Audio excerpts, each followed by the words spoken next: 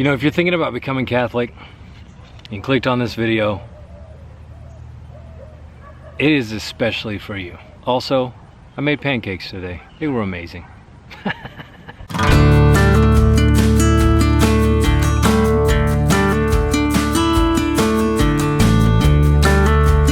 What's up, my friend? Welcome back to the channel. So very glad you are here. Garrett here with Father's Lion Studio.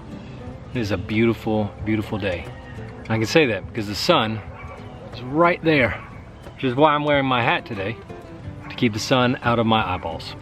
But it looks good in the video. So I got this nice contrast, dark, light, fun. We're having some fun today. It's a great day. I hope you're having a fantastic day. I'm very glad you are here. So very glad you're here. And today we're going to talk about something that I think is particularly unique for all of my Catholic brothers and sisters who are converts. And it's something I want to talk about because, you know, on the one hand, maybe you're thinking about converting, you're about to go through RCIA or OCIA, I think they changed it, and you're struggling. And this is for you. But it's also for those Catholic brothers and sisters who are looking around at the world of converts and they grew up Catholic and they don't quite understand, why don't you just convert? And I've always wanted to like bottle the conversion. I've always wanted to bottle the conversion process and like distribute it so that everyone who is not a convert has a better understanding of what the conversion process is like for those who have come into the church. And as a convert, I feel at least a little bit equipped to talk about this subject. But before we get to that, real quick, you know, this week what's been playing in the studio might be a little different than what you expect, and I'll tell you up front, it's not for everybody, and that's okay. But there is a band out there, a Christian metal band. Yes, I listen to Christian metal, and it's amazing most of the time. But there's a Christian band out there named Demon Hunter, and I've been listening to a lot of their music this week because that's just the headspace that I've been in. And not as good or bad, just where I've been at. And I really enjoyed it, but particularly there's one song that Demon Hunter has that I just get energized by. And it's a song called On My Side. And if you haven't listened to it, strongly recommend it. But the main chorus, the main line in the chorus is, "Where is the enemy if death is on my side?" And man, that song just ignites my faith, because if death brings me to Jesus, when it's my time, okay, when it's my time, let me preface it, that's very important. When it's my time, then like, where are the enemies? I just, oh, it's so good. So if you are a fan of metal, if you like that kind of music, go check them out. Absolutely incredible song. I'll put a link to the song in the description below. If you want to mix up your music, try something a little bit different, highly recommend it. Click the link below. But that's what's been, you know, there's other things playing in the studio, but that has been the primary. So share that with you. Maybe you'll find encouragement with it. It's a great song. Good band. Really, really good band. I like most of their music. Anyways, that's what's playing in the studio. Now, let's talk about the title of this video, which is the most difficult part of becoming a Catholic. And the most difficult part, rewind. The most difficult part of becoming a Catholic is the moment you know you have to make the leap of faith. And I'm going to steal from one of the great movies out there, Indiana Jones and the Last Crusade, because it is the perfect metaphor for that moment in a convert's life.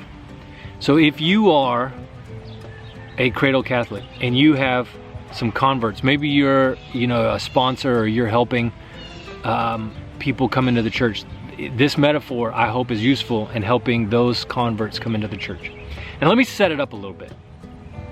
So you have to understand, if you're cradle Catholic, you're not a convert, you have to understand that, especially for Protestants, but other non-Catholics, when you convert from Protestantism to Catholicism, it feels like you are going from a one-legged stool to a three-legged stool. The problem is that three-legged stool feels impossibly far away and very difficult to grasp. You have to understand that. It's very difficult to grasp.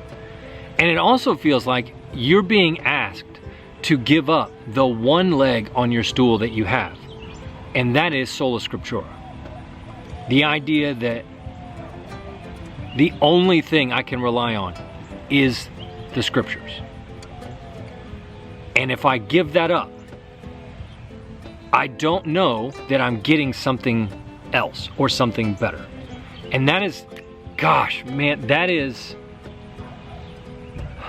was a feeling I wrestled with so much in the early days of my journey towards Catholicism. I mean, it felt like I was being asked to make a leap I was not equipped to jump. Because as a Protestant, sola scriptura is everything. It is the basis on which all of Protestantism is founded. Because the only actual rule of faith in Protestantism is the scriptures. I should say that maybe a little bit differently. The only infallible rule of faith is the scriptures. And I understand, like, I get where that comes from. But when you're converting, it feels a little bit like you're giving that up. But you can't quite see yet the three-legged stool that you're being given, because it's on a chasm, it's on the edge of a chasm too far away to jump. And so when you're converting, the leap of faith is quite significant. And that's why I think this metaphor from The Last Crusade and Indiana Jones is so spot on, right? So there's, to kind of set the scene for you, Indiana Jones is racing to find the Holy Grail. One, to find the Holy Grail, and two, because his dad just got shot. Spoiler alert, if you have, if you haven't seen Indiana Jones, I don't even know what to say to that. No hate, but seriously. So he's racing to save his dad, who's about to die, and he needs to find the Holy Grail, and he passes the first two tests. And then he comes to the third test. And the third test is a literal leap of faith. He is standing on a chasm. And he now has to somehow jump across this unjumpable chasm. I keep using that word. And there's no way to rationally make the jump. And that's what it feels like to convert. You know you have to. You can't deny it. You're at a point. And for all of those who are on the edge of conversion, and you're like, God, I really want to be Catholic, but I just don't know. There's things I still don't understand. There's dogmas and doctrines, and I can't rationally explain them. And what about all these other things like Eucharistic miracles and apparitions and relics? It's just like, oh, there's so many things. There's so many things. And it really feels like that. It feels like you're on the edge and every fiber of your being wants to jump. But you're afraid to fall. And you're afraid to be wrong. And if that's you right now, I have so much compassion for that, because I know exactly what that feeling is like. So Indiana Jones is standing on the edge of the cliff. And he's like, oh my gosh, I can't rationally tell you why I need to jump, but I have to jump. And he does. And all of a sudden, he lands on this what seemed like invisible bridge. But as soon as he lands on the bridge, he can actually see what the bridge is and how it was there the whole time. That's the beautiful part. That's the beautiful part. For converts, the bridge is there. It is so bright out here. Wow. The bridge is there. Like, it will catch you. The truth of the Catholic faith will catch you, I promise. Because it is true. And that's just this it's such a good scene in that movie because he lands and it's like, oh, he made it. And that's the best part of converting. The hardest part is making the leap. The hardest part is making the leap. The best part is landing. Because when you land and you cross that chasm over into Catholicism, the treasury, the goodness, receiving Christ in the Eucharist, communion of saints, like there's just so many good things that happen when you make the leap and you land. And that's the best part of becoming Catholic, is that you're rewarded for your faith in leaping. And Christ has put so many good things in the Catholic Church that once you find that the bridge is there and that you can cross the chasm and that you can make it into this thing that you know is beautiful, but you can't quite rationally explain it. It's an unbelievable feeling. And for me, I've always equated it with this feeling of coming home. It's like you finally found home. And so if you're cradle Catholic, let me help you understand. If you're supporting people who are converting, just keep reminding them that the truth is there. It will catch you. Christ will catch you. The church will catch you. And it will be a beautiful experience for those who are converting because they genuinely want to be Catholic, because they genuinely find the truth of the faith. And if you're converting and you're in that moment of, oh man, I don't know, I have to make this leap. Oh my gosh, it's so bright. I had to move my camera because it got entirely too bright. But I just want to close with this. If you are on the edge of converting and you feel that hesitation of like, I just don't know if I can make the leap, let me encourage you. Jump. Jump and know that Christ is going to catch you. If you've made it this far and you're like ready to receive Christ in the Eucharist, you're ready to be filled with the Holy Spirit, you're ready to walk out a faith that is rich and beautiful, jump.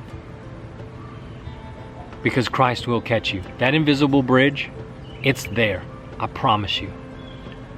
And I know that it can be hard to make the jump when it feels like you're giving up what was your whole past, your whole way of viewing Christianity. But I promise you, if you will make the leap, Christ will catch you. And everything after that is a treasure. It's hard, sure, but it's a treasure, and it's filled with joy, and it's filled with richness, it's filled with beauty. I hope that helps. I hope that wherever you are in your journey, this helps you make the leap of faith from where you were to where you know Christ is calling you. Hope you have an awesome rest of your day. And I hope that when you make the leap, please comment below. What was it like for you to make that leap from Protestantism or wherever you came from into the Catholic Church? Please share that because it enriches the community. Like, subscribe, do all the algorithm things. Thank you for tuning in again. And until I see you next time, keep climbing.